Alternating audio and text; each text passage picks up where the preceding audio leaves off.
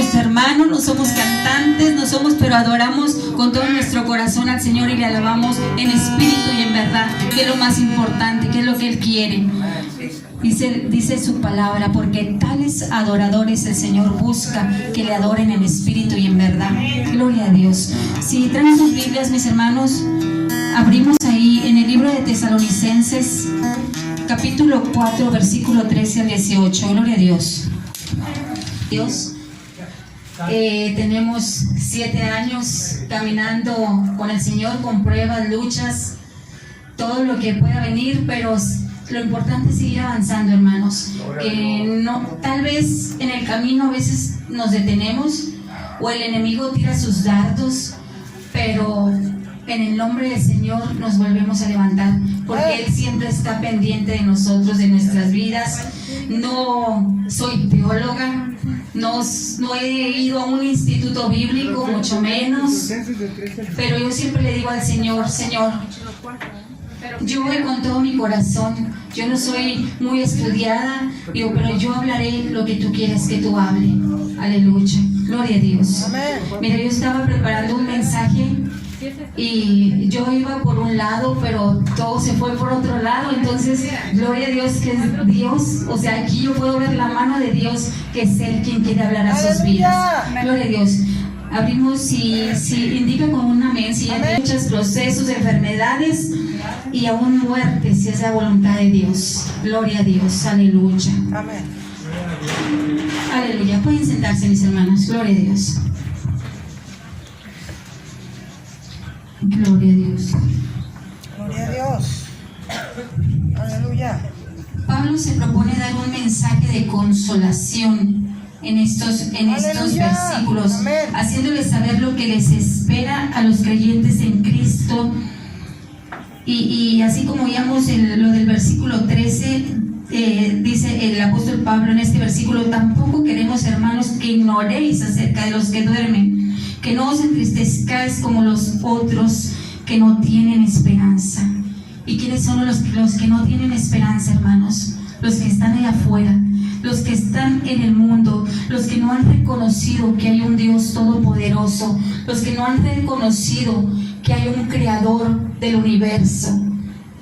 Esos son los que no tienen esperanza, los que no han creído, los que no han confiado, los que se les ha hablado y no han querido escuchar. Pero nosotros que estamos aquí tenemos esa esperanza gloriosa en Cristo Jesús. Aleluya, aleluya, gloria a Dios, gloria a Dios.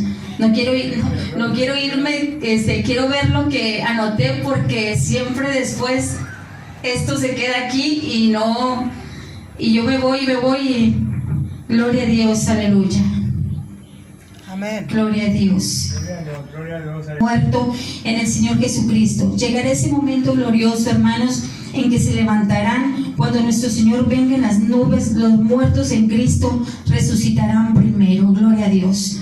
Podemos ver también cuando nuestro Señor Jesucristo fue a resucitar, podemos ver ejemplos, hermano. Aquí Dios nos habla de varias situaciones.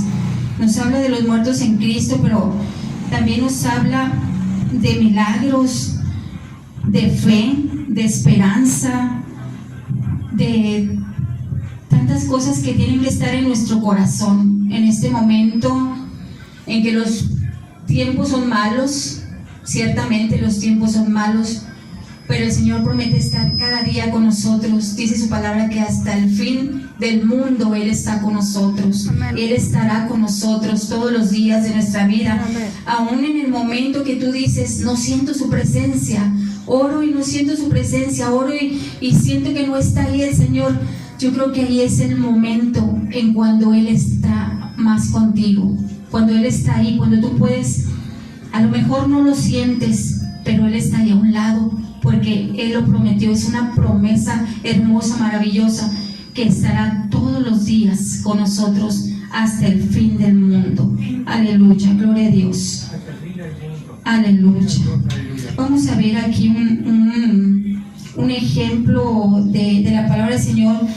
Cuando el Señor fue a resucitar a la hija de Jairo, el principal, Él angustiado fue y se postró delante de Jesús y le decía: mi hija acaba de morir, mas ven y pon tu mano sobre ella y vivirá.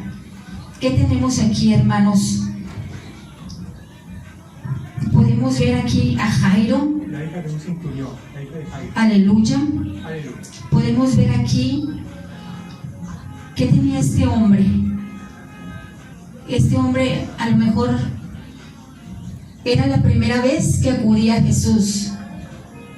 A lo mejor este hombre no conocía milagros, no conocía prodigios, pero este hombre tuvo fe, este hombre accionó su fe y fue en busca de Jesús.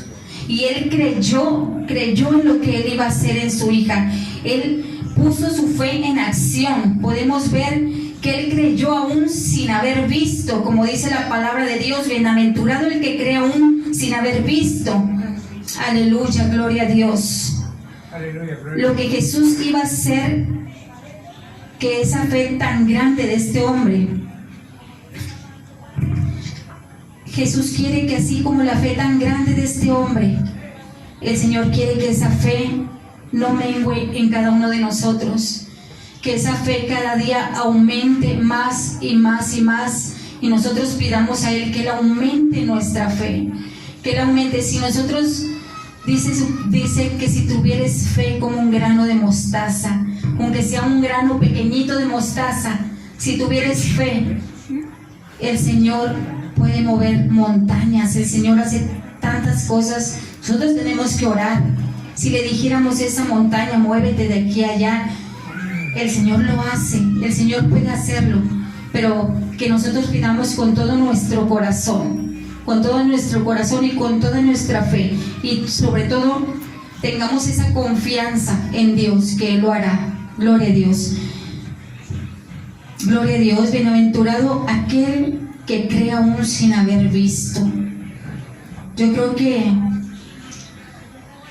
les voy a contar un poco de mi testimonio. Cuando yo llegué a los pies del Señor, no estaba aquí, pero siempre Dios mueve todas las cosas.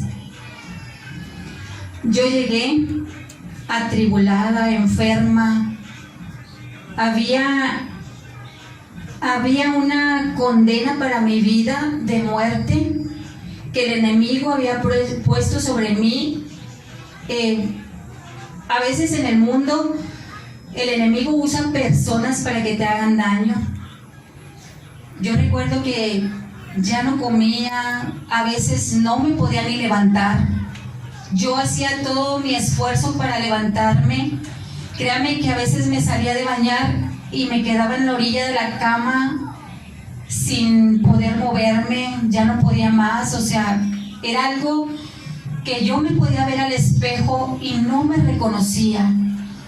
Yo podía decir: esta no soy yo, esta no soy yo, esta siempre haciendo cosas, siempre en la casa moviendo todo y moviendo a todos y todo. O sea, eres la líder de tu casa, siempre eres la mamá, eres la líder de tu casa y haces, deshaces y mueves a todos. Y en ese momento no era yo, yo no podía moverme, yo ya no manejaba. Me tenía que traer mi esposo o mi hija, me tenían que traer, aún ellos salían a las cosas que ellos tenían que hacer, pero si no podía uno, el otro me llevaba y me traían a un lado con ellos, no me dejaban sola. Le decía a mi esposo: no dejes sola a tu mamá.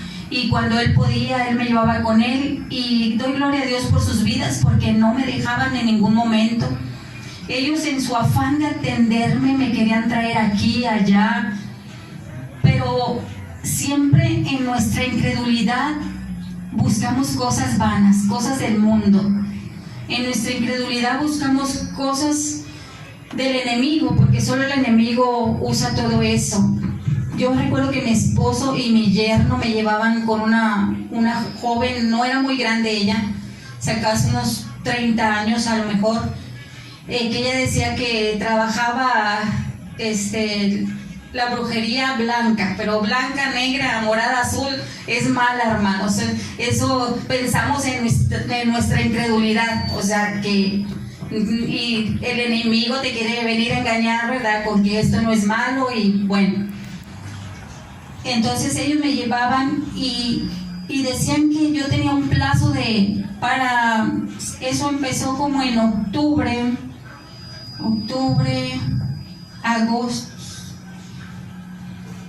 agosto, septiembre, no, antes. Eso empezó como en julio del 2013. Y duré días, meses.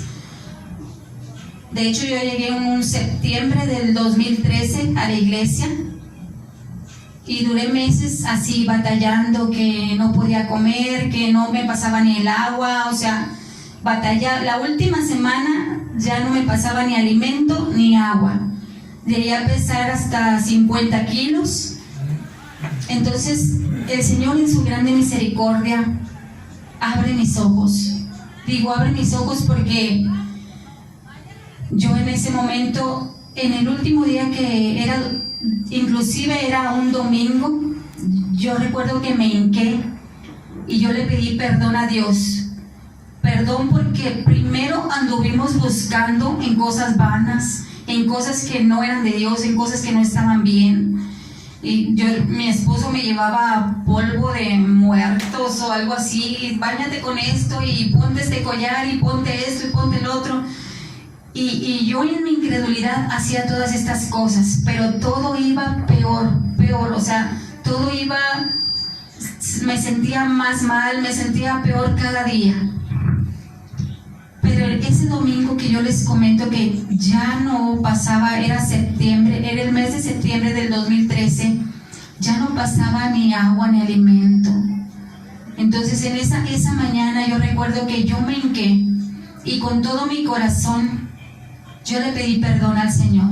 Le pedí perdón por haber andado en cosas que no agradaban a Él. Dice el Señor que un corazón contrito y humillado Él no lo desprecia. Y el que a Él viene, Él no le echa fuera. Amén. Entonces yo llegué, me hinqué, le pedí perdón por todo. Y yo, en ese momento que yo le pedí primero perdón, y yo dije, en el nombre de Jesús, yo voy a empezar a comer. Pero yo me gozo porque cuando hay un propósito de Dios en tu vida y aún inconversa, tú diciéndole eso a Dios, yo en el nombre de Jesús voy a empezar a comer.